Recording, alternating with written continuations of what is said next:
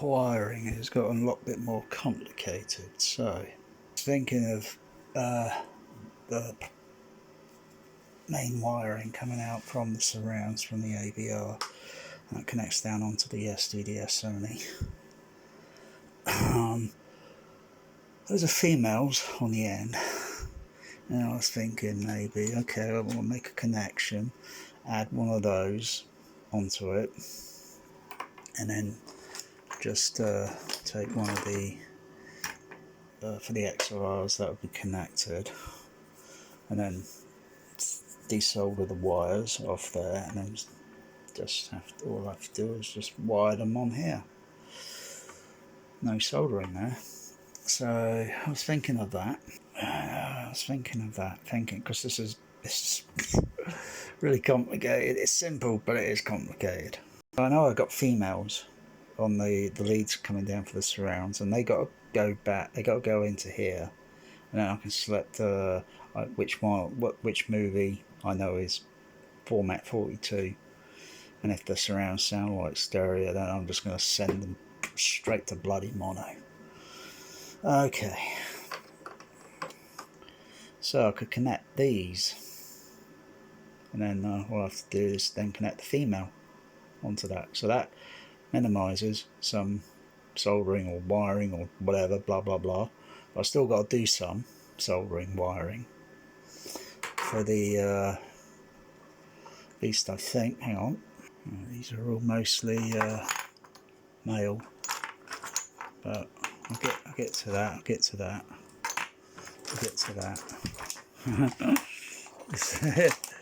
This would be, oh gosh, anyone else trying to figure it around it. You know, sometimes they got cables and they got things made, so they can connect.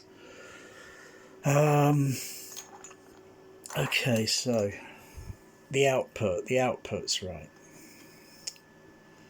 So first I've got to start primarily with here, input line wire, and then any one of the outputs, because I think the signal here will probably come from out. It might come out. I'll play it by ear, see, and then it should come out, and then that connect back into the SDDS. So I've got to make sure the levels, the trim levels and all that, they're all they got to be set so they all level match with all the other channels. I should have two of these. I've only got one. I can only find one of these. It's not a problem. Oh, there's the other. Oh no. Right, this is the problem, Houston. Whoops, and it drops on the floor. Oh, well, that was partly gravity, you know what I mean, that movie, Gravity. Yeah, it happens, Yes. Gravity. Okay, so, Houston, okay.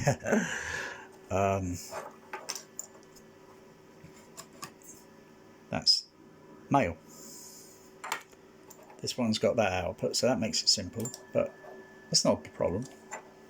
All I'll do is desolder that, make sure I bridge the wiring on pins 1 and 3 on here with a let's take this out of another one and just do a little bit Frankenstein. I'm not even sure if it's doable because this fitting here is a totally different adapter fitting. So it's fitting that, and well, that's crimped around there. I should have a second one. I should have a second one of these. Yeah, if push comes, I'll probably have to do it the other way. Got lots of these, but only means all I have to do is find a lead. I don't think I've got another XLR, not XLR, RCA phono. Otherwise I can connect an RCA phono, male onto the female. but I don't have another RCA phono lead. Got lots of cables, but don't have any more RCA phonos. Just trying to think if I do. Shifting around. And ribbon cable. I can make up one of those other leads if I want to. That would only be specifically for the CP200. So I found a lead. I'll just check it with the multimeter that it's okay, there's no break in the cable. But that should go from the AVR. That's not a problem, that's good length, that'll work. Connect them up. And it'll be like so. And that connect up to the AVR. So I've got that signal coming down, going in.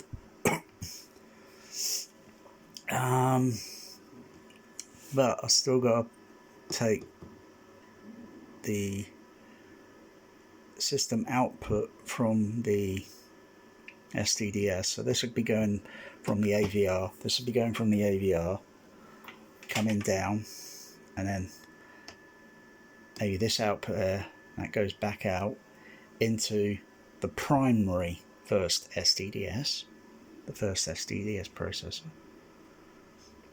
Pretty sure I can use any more of these. I'm just thinking of the wiring. Those connected, okay.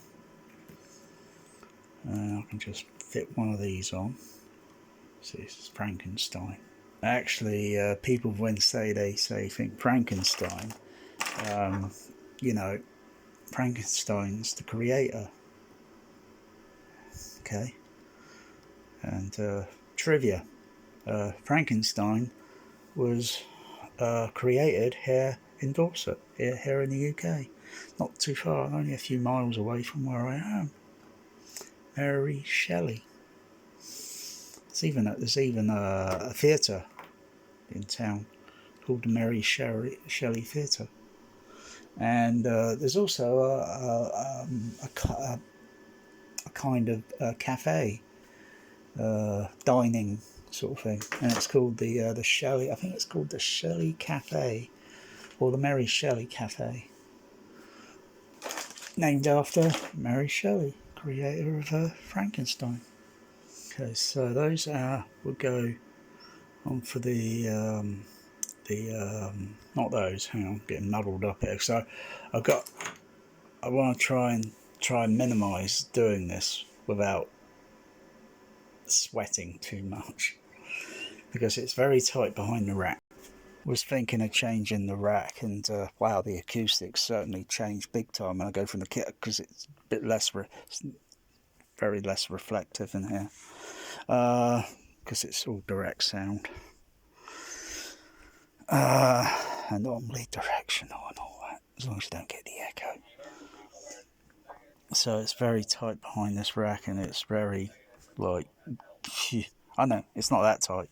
I can only push it out, angle it. Otherwise, I can pull the rack out equally this way, so it will go flat along here, and then that would just give me a little bit more easy down the side here. But I was thinking of changing the racks entirely and just getting one of those. The cheapest ones I can see is an open frame rack, which doesn't have any panels down the side. But I could put panels down the side of this rack. But you know, it's 280 pound. It's only 40 U2 frame, which is about 5 foot. So it'll only come up to about here. Only come up to about here. So there, going up.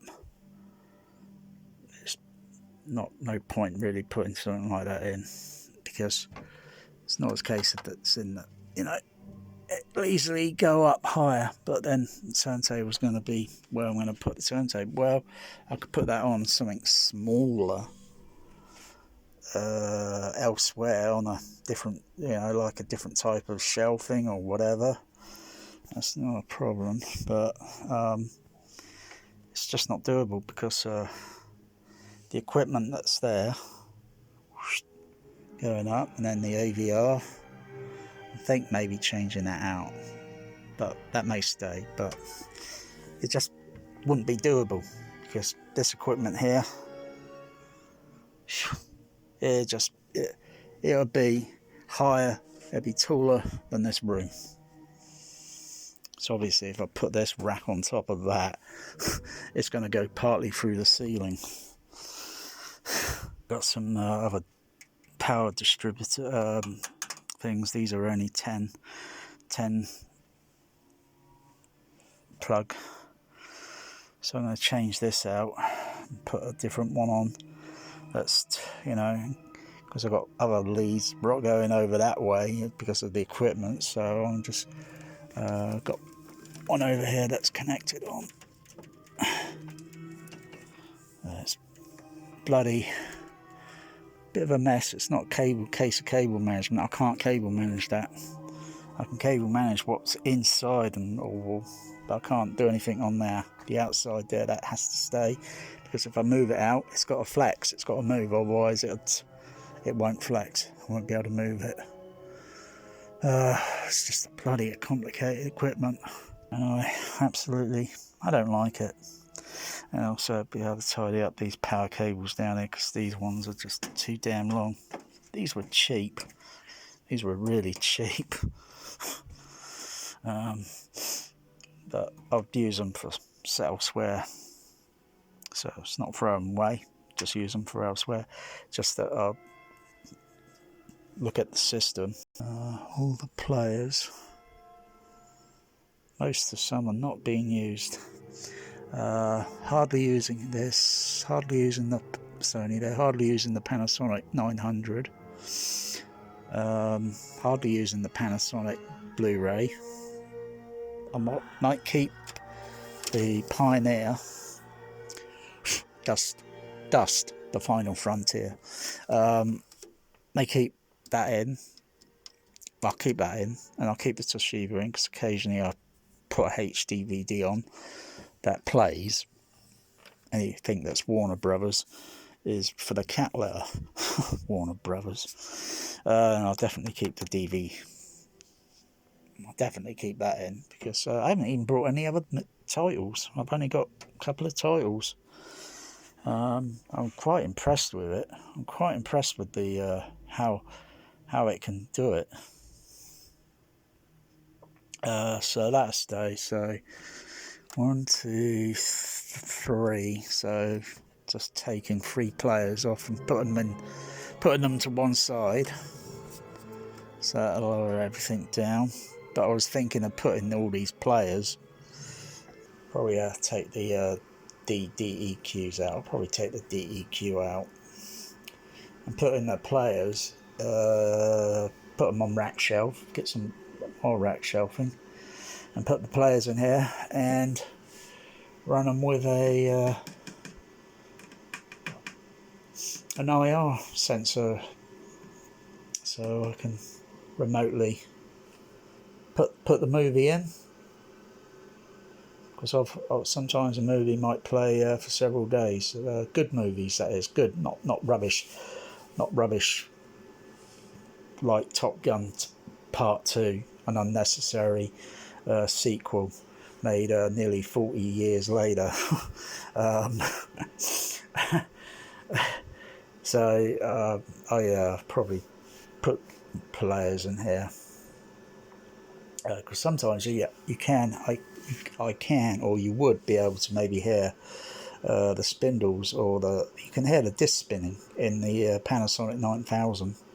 Sometimes you can, sometimes you can't. Depends on the disc, the content, programming and whatever, but Laserdisc is pretty kind of loudish in a sense, and usually it depends on the disc, sometimes on the encoded disc, and when it's on start at the beginning, where the disc laser is in the middle, and then it works out to the outside, of course, and then as gradually it gets near to the outside, it slightly decelerates. But if it's CAV, it's always constant angular velocity. It's always the same velocity speed, so it's pretty loudish, but not really loud. But they're in here, and it's like Hunt for October.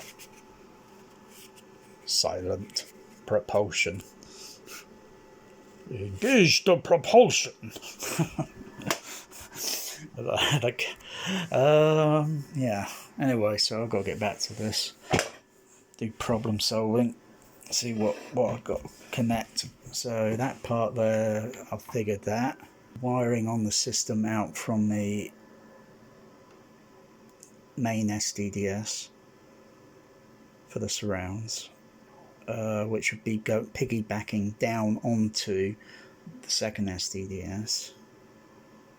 They'll go on here, and the wiring is, they're on Phoenix, they're on DB25 Phoenix connectors, so all I have to do is just have a bit of cable and just wire it up. That's all. No soldering this part here, I think.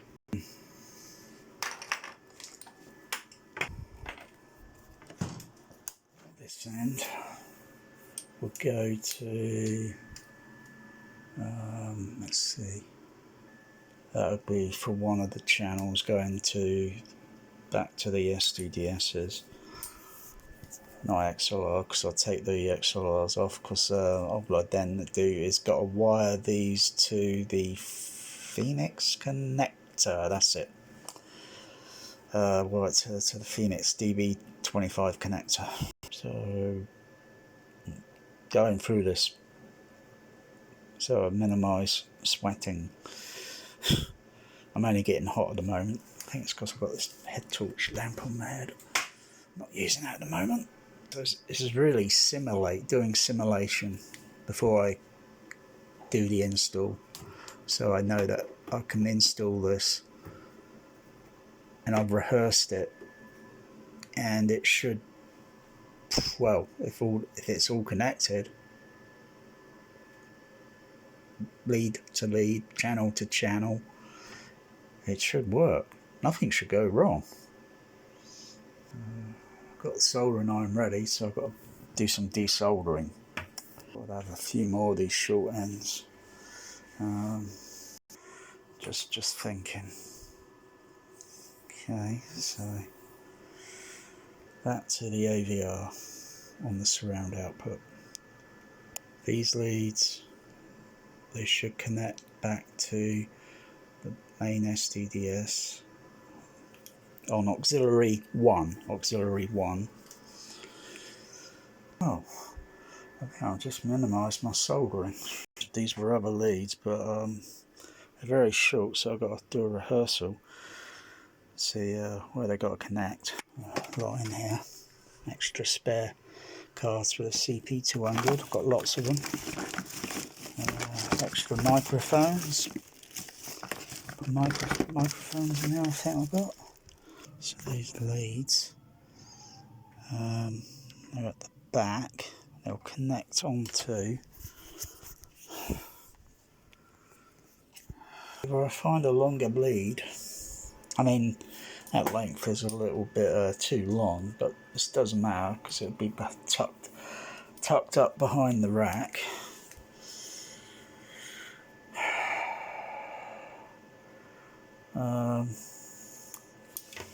Yes, I'm just trying to work out, because this is a very short depth, so it's only going to go so far back in the rack, and then the rest of the cable, when it comes up to it, it's going to be about roughly here, and it just barely will reach one of the DB25s.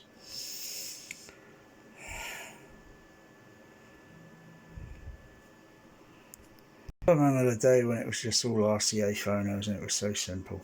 But even when in days of RCA, the XLRs were being around more or less at the same time. Well, no, this just generally puts more weight on the whole thing. Now I'll load this up because this is very complicated and it's gone past midnight. I knew this was going to take, because I don't want to start dripping with sweat. I just want to do an easy install and then do the calibrating, leveling that up. That's the part I like doing. But yeah, it's not easy. Well, partly starting to install it. Haven't screwed it in yet. It fits tight, so I've just got to screw that in, secure it. But this is why I'm getting some new power. What's it? So these are only 10 lit 10s here, and so I'm getting one that's 12. So there'll be 24s there. There's quite a lot of units to power up. So I have to find a lead to connect in here, and then over up to the yeah. There are other things that have got. I don't think this AVR's got it on it. No, that one hasn't got it. Some do. You usually have you got an inlet, an AC inlet, and then you got an outlet, so you can sort of like use a shorter lead and kind of daisy chain. I think there's a reacher. Just don't like dangling AC cables around, because the rule is keep AC cable all racked, wired in the rack all down one side, and then you have all your interconnecting cables all down on the opposite side, so they're not near. So yeah, you know, so they minimises picking up hum. Yeah, a lot of hum, you know. Ooh, hum. Yeah. Hum is just like listening to a sine wave of 50 hertz or 60 hertz, depending on the region, and it's just like continuous. Actually, it's like I could actually generate a mild 50 or 60 hertz hum sine wave and put it through the system, because it's complicated, you know, as it is, and I could generate and put a tone through and have it continuously playing through the movie or music, and someone would go think, you got a ground hum. You know, that's like double blind testing and fooling someone, yeah? And they say, oh no, it's a sine wave tone, and then turn it off. And then they listen and think, oh wow, your system's pretty quiet. when it's one of those, you know, it's really figuring out where it's coming from, but usually this cable's good. They haven't had too many problems with this, and it's none of that audiophile stupidity, balancing it on wooden blocks that cost 50 grand and cable that cost $1 million. If you think this rack's complicated, you should take a look at the one at the, I think it's called the AFE or something, Silver Theatre. Oh my goodness. Yeah, it's got a rack, just the audio processing and everything with amplifier racking is longer than my room. It goes from one end right down to the other in this. Yeah, it's geared up for a lot of serious sound format. 3570 SDDS, CDS. I think they even got a CDS in the system. DDS obviously, and they probably changed it recently, because this is an old picture. It's probably 15-18 years old, so they probably changed it, as well as they run everything. They're all geared up 3570 and digital, so they geared up for any format of film. Just checking the screws. That's in. So the moment I push the power lead in, that's going to budge. It's going to budge out. I've only sweated a little bit, but that's stretching behind the back here, and yeah. And I'm going to get this bird nest sorted out. Yeah, there's that little resistor, variable resistor I've wired up the other day. Yeah, I had to find the K-ohm. It was the other one wasn't working because of the K-ohm. Yeah, so I had to go through, look through for assaulted ones, and found one that I can just trim. Bloody hell. Bloody bird nest it is back here. Oh. Phew. See, it's this angle. I could push it all, you know, but it's, yeah, they're all on caster wheels, so it's no big deal. And then I'm going to have to push it back all, you know, but it's, yeah, it's got to get, I want to make these power leads cables going up there a little bit shorter. As they go onto here and such. I think these ones are out. I think these are not power cables, these are XLRs, so they go into channels and so forth. But I could get this raised up off the floor a little bit, just get it up, anchor it somewhere, just raise it off so it's not dangling. But I can only, I'm just trying to figure these, the depth. So I think the other ones are slightly shallow, maybe a little bit fraction shallow by millimetres or such. I wouldn't really mind if I could put mostly these so they'd be slightly on the inside of the rack, because when I push it up to the near to the back of the wall, even though I can only still go so far because back here, otherwise I'll crush the cabling. And the AVR won't go any further back, or further forward. Well, it can go forward by, but it doesn't make a difference. Yeah,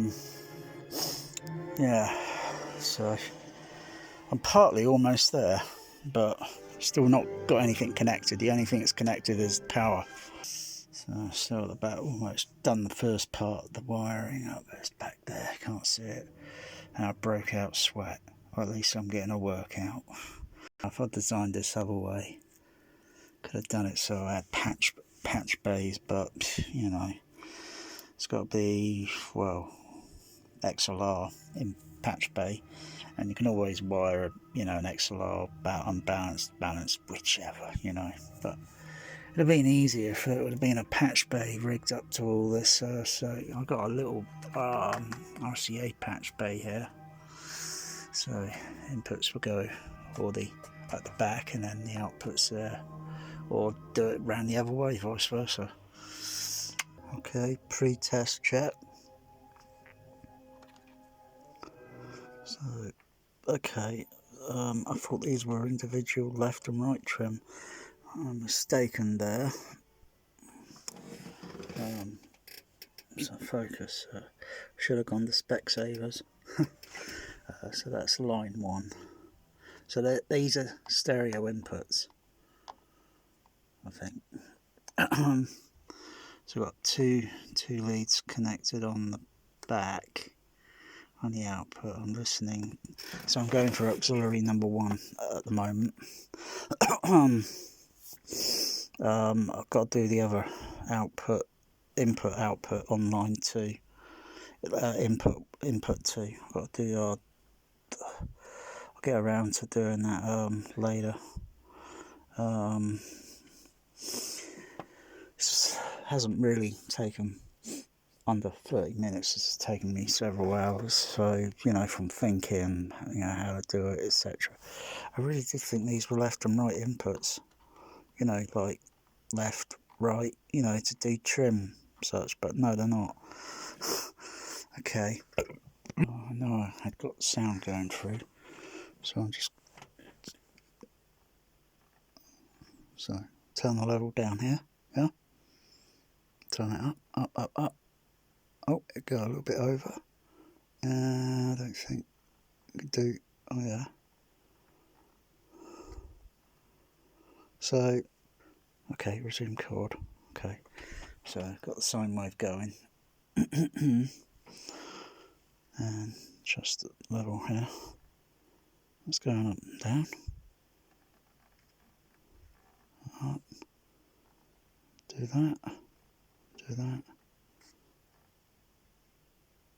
Okay.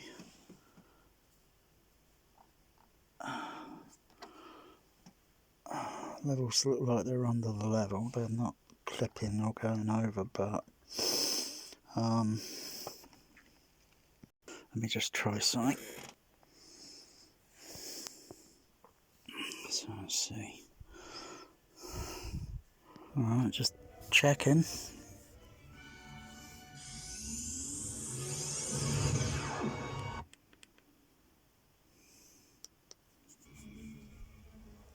And if I watch the level meters up here, there's a few other things I've got to figure out. A few other things I've got to adjust. So just watching the levels there.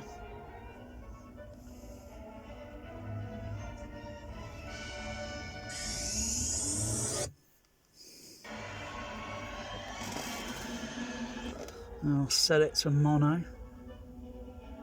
Just watch the levels again. So you see them kind of individually, but very mildly, because it's within a tight tolerance. And I'll just set mono.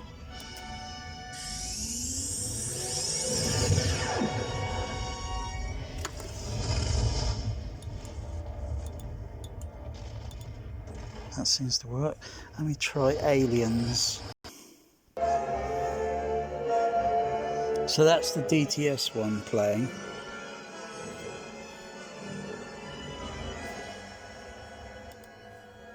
Oh yeah. Oh yeah. I've got an instant mono stereo switch now. But I've still got to connect up down to, even though it's still going down to here, but I just want to put another lead on there so I can just raise that level up a little bit. But I've got to double check, make sure that will work, because I've got a feeling this is doing a slight minus dB reduction, because the levels are turned up quite high. But not any problems with clipping.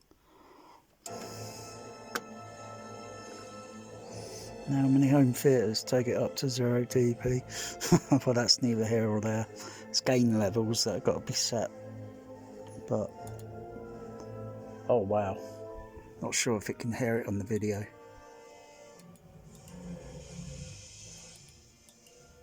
I probably wouldn't even be able to detect it. It's very difficult.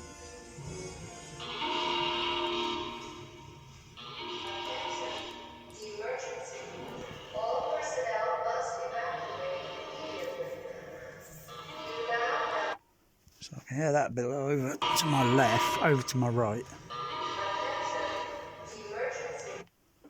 So let me just go back and switch ready.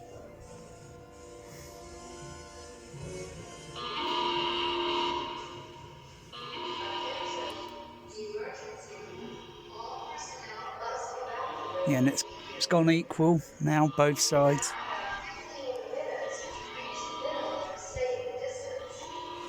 Let me just switch over to the Dolby Digital Theatrical, that's what they say it is.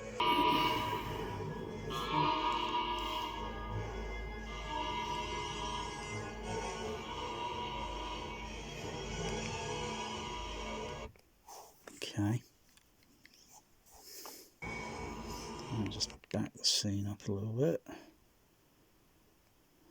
I could play this scene over and over 50 times.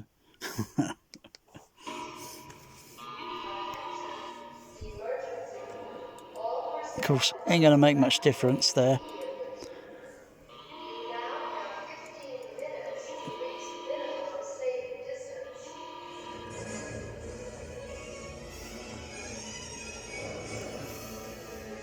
So I could still go back to the, you know, the DTS one and just make the surrounds mono, because this was format 42.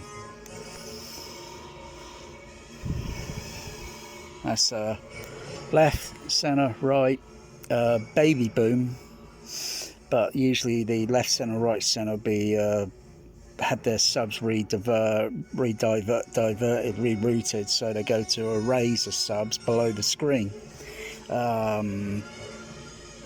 and the you'd have a single mono magnetic track going out for the surrounds all around the auditorium.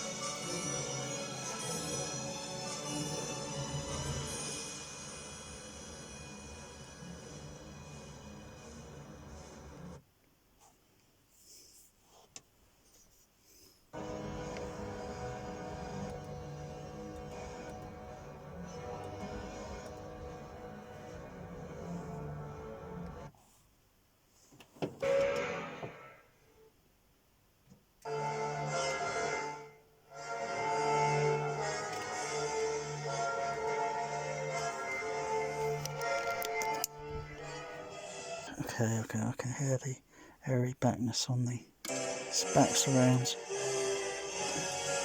but they're left half, right half surround because I'm in that mode. So signal still works okay, but it's still down a bit because the output going right out down from here is minus 16 dB. It won't make any difference if I set it to +4. Won't make any difference. The signal will still be a little bit low on the input there, but I can make adjustments. But I'll probably connect the other lead up tomorrow, because it's been a bit of a sweat behind this, and I'm just cooling off now. I know this works now, so that's great. Because I was kind of skeptical whether it would, but theory, if you put something on there like, so you got actually like a mono stereo switch, so I can play Aliens to DTS, and I can set those surrounds to mono now. In any other movie, if it's on DVD or whatever, and I'm pretty certain, oh yeah, this was a 70mm release, probably a most likely format 42, because there's only been a few handful of 70mm that were format 43, only a few handful titles. It's like SDDS, there's only a few handful of SDDS 8 channel, about 200 titles, so to speak, and all the rest, thousands or so, were typical SDDS 6 channel. So it's kind of like that. And the lead output, I've got to make another lead. Yeah, I may leave, not put in there, because that's really making a dog's dinner if I connect another, and I've only got two inputs, two stereo inputs. So I'll probably put the other one here and connect it onto, so it would connect to for auxiliary number 2. So when I use the CP750 or the CP200, I'll probably do it for that. For now, wow, I like it. It's working. I'll just play that again with it, because it's kind of, I saw Aliens when it first played theatrically at the Odeon, screen number 2, which had the left half, right half surround, and it had overhead surrounds that were in the ceiling, about 6 of them, if I remember counting from years ago. And the upstairs auditorium, which is a Cinerama screen, that had 5 screen speakers, but only 3 were used. They might have been utilising the inner channels, left and 2 and 4. I don't know. I have no idea. They could have utilised them. But the overhead surrounds, wow. There were 6 very high up, And like I say, I've mentioned this before, you know, you take a speaker, play pink noise, you have it very close to you, like a little speaker, and you know, move around a little bit, you know, you hear the characteristic. And then if you get someone to raise it up higher, yeah, and then you notice, sound dispersion frequency is changing a little bit, so to speak, yeah? The higher up, and then put another speaker up there, and then yeah, dispersion, it's getting pretty even. That's it. It's not a big, you know, it's not a conspiracy. The same goes with the side surrounds. This is going 40 minutes over. And, you know, the closer you are in the home, you know, you notice it's a speaker. In an auditorium in a cinema, you're a little bit further distance away from them. And the spacing and how the part, you know, you've got to have at least, for 2 seat rows, you've got to have at least three surrounds. If they're 4 seat rows, you've got to have at least, three. If you've got 3 seating, there's only 2 seat rows there, so you've got to have 1, 2, 3. If there was 3 seating rows, you've got to have about 4 surrounds going along the ceiling, and so on and so on and so on. Otherwise, you've got to have a speaker slightly up there, one back there, so I'm in between, and so I get a surround effect. And then go to this back row seating, back surround up there, and then you get the same effect. And of course, with the ones at the back, for the left half, and then the right half, you get totally immersed. And you don't need a bloody Dolby Atmos. Well, when I hear Dolby Atmos, it just reminds me of UCI Tower Park 34 years ago, when I was projectionist, and it also reminds me of like seeing movies at the Odeon and downtown in Screen 1 and Screen 2. You know, the only big deal about Atmos, the only big deal about the whole thing is now you got sound that you can discreetly move up there. That's the only big deal. The only downside con to it is there's no discrete below surround, and I can do it matrixly by doing certain things, and I can get certain sound images to go underneath the seating. Try doing that with a Trinnov. Just checking my laser thing. Wasn't working again. It's apparently, I think it's a pin maybe loose on one of the extension USB leads. Bugger. Oh, still got this on pause. Meow. Set those surrounds to mono. Oh, you know, you think I would embrace the stereo, but I mean, stereo is it good? Is it bad? I mean, you know, I mean, 70mm Dolby stereo more or less came around during the, you know, 70mm has been around a lot longer, but Dolby stereo made it, the formatting made it better with the noise reduction, and then, you know, everyone was using still then 5 screen wide and mono surround. So sub bass hadn't existed, even though sub bass had come around during the late 1960s. I think for home use, and then it kind of gradually found a way a little bit into cinema with probably sensor round, and then 70mm, you know, other things that come along, Dolby, you know, trying to figure ways making it better, because sensor round was sound generated sort of thing when you listen to it, sort of thing, or listen to pink noise, or listen to the so-called sensor round on the DVD, Blu-ray, whatever, the LFE, you know, you listen, it sounds like pink noise. And it just modular, it just amplitude, it goes up a little bit and down, but it's rarely shifting sound, sweeps in the frequency.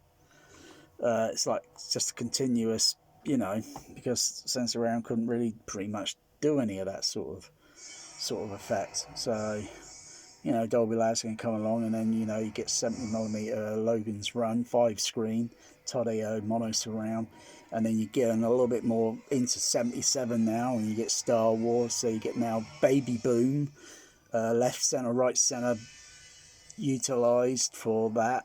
It would have been better if it would have just kept it, But there's only so many tracks, and then Superman the movie. Turn those left center, right centers into to piggyback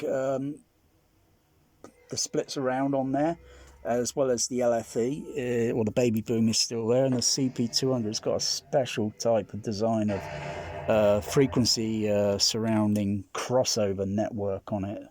It's very special design, and that does, and then you get into a little bit more into because everyone thinks it's Apocalypse Now, but when you think about it, Apocalypse Now, the splits around, I think, on Apocalypse Now is not really that. I mean, it's not really that good movie. If you ask me, I think Superman the movie was snuffed, or really, it should have won an award for best sound achievement, because its mix is way better than, I think, Apocalypse. Apocalypse is probably few people pulling some strings there, um, but I don't think Apocalypse Now is really that of a good sound mix. It's a little bit lousy during the helicopter attack, where certain dialogue voices sound like, and it's like, what the bloody hell are they saying? It's unintelligible. And then the parts of the mix come down, or you go in close on certain characters, and then the dialogue's clear. Oh, it's a mess, if you ask me. And I think the movie's overrated, and I hardly play it much now. Superman the movie rules, way better than Apocalypse. And then, of course, you get other 70mm splits around ones. Some are good and some are not really that good. But it's mixers and everyone, and I think Richard Donner and everyone else they probably did a good mix for that Superman.